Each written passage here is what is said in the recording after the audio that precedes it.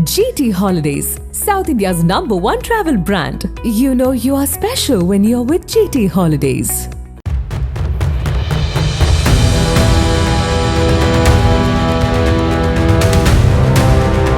இந்த உதவி செய்யக்கூடிய எனக்கு வாய்ப்பு கிடைச்சிருக்கு. செஞ்சு கொடுத்த உதவிக்கு நன்றி சொல்றது நான் நன்றி சொல்லிக்கிறேன்.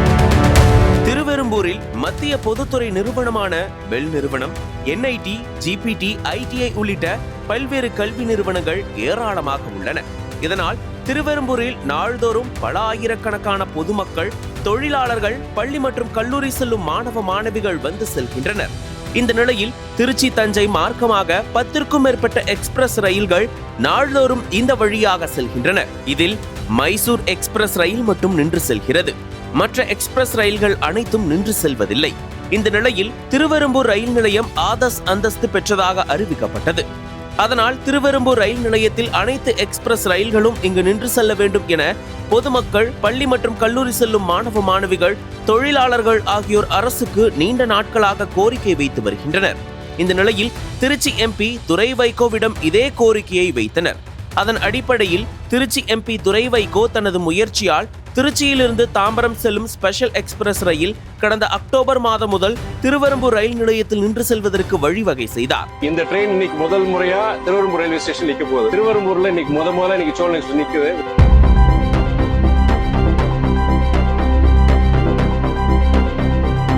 திருவெரும்பூர்ல ஸ்டாப்பேஜ் நம்ம கொண்டு வந்திருக்கோம். திருவெரும்பூர் ஸ்டேஷன்ல நம்ம நிக்க வச்சிருக்கோம். இது கிட்டத்தட்ட 1.5 வருஷத்துக்கு நம்மளுடைய முயற்சி.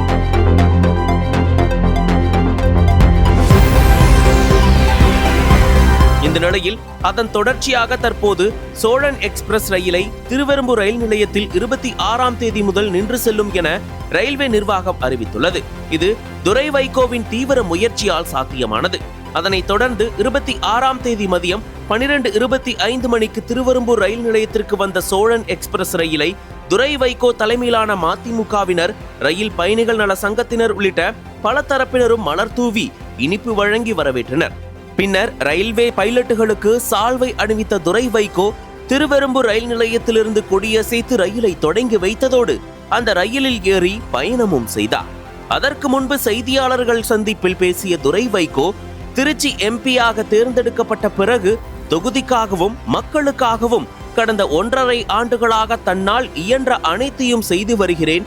அதன் ஒரு பகுதியாக மகிழ்ச்சி தரும் நிகழ்ச்சியாக திருவெரும்பூர் ரயில் நிலையத்தில் சோழன் விரைவு ரயில் 26ஆம் தேதி முதல் நின்று செல்லும். திருவெரும்பூர் திருச்சியின் மைய பகுதியாக உள்ளது. அதேபோல் தொழிற்சாலை மற்றும் கல்வி நிலையங்கள் நிறைந்த பகுதியாகவும் தொழிலாளர்கள் நிறைந்த பகுதியாகவும் உள்ளது. கொரோனா காலகட்டத்திற்கு முன்பு பல்வேறு விரைவு ரயில்கள் இந்த ரயில் நிலையத்தில் நின்று சென்றன. ஆனால் கொரோனா காலத்திற்கு பிறகு 90% ரயில்கள் நிற்பதில்லை. இந்த சூழலில்தான் கடந்த அக்டோபர் மாதம் 25ஆம் தேதி தாம்பரம் சிறப்பு எக்ஸ்பிரஸ் ரயில் நின்று செல்வதற்கு நடவடிக்கை எடுத்தேன்.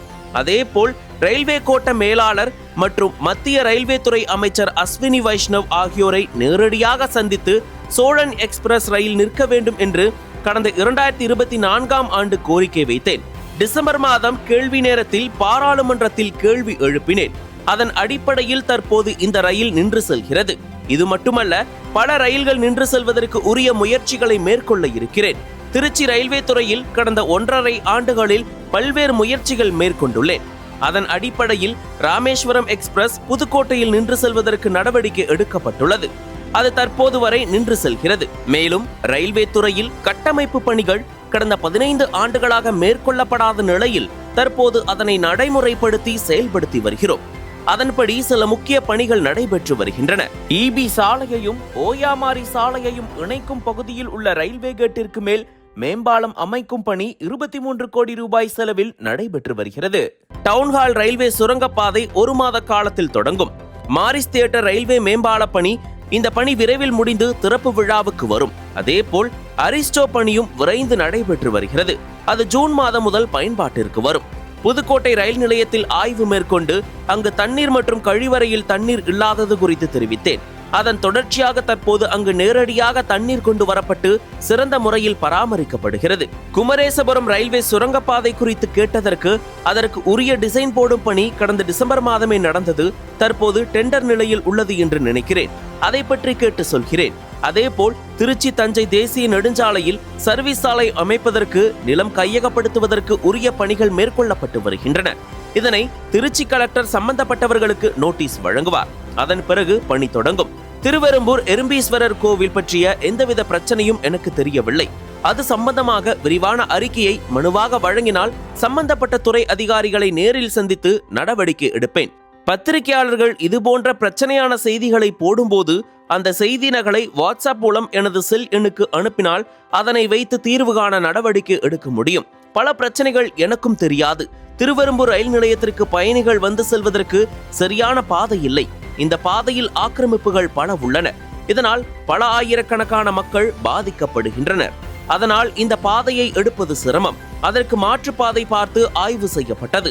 அந்த பாதையில் பயணிகள் வந்து செல்வதற்கு உரிய நடவடிக்கை மேற்கொள்ள அறிவுறுத்தி இருந்த நிலையில் 1 மாதத்தில் அந்த பகுதியில் ஒரு கோவிலை கட்டி ஆக்கிரமித்து விட்டார்கள். அந்த ஆக்கிரமிப்புகளை எடுப்பதற்கு உரிய நடவடிக்கை மாநகராட்சி அதிகாரிகளும் ரயில்வே துறையினரும் மேற்கொண்ட பிறகுதான் இந்த ரயில் நிலையத்திற்கு எளிதாக வந்து செல்வதற்கு உரிய வழிவகை செய்யப்படும்.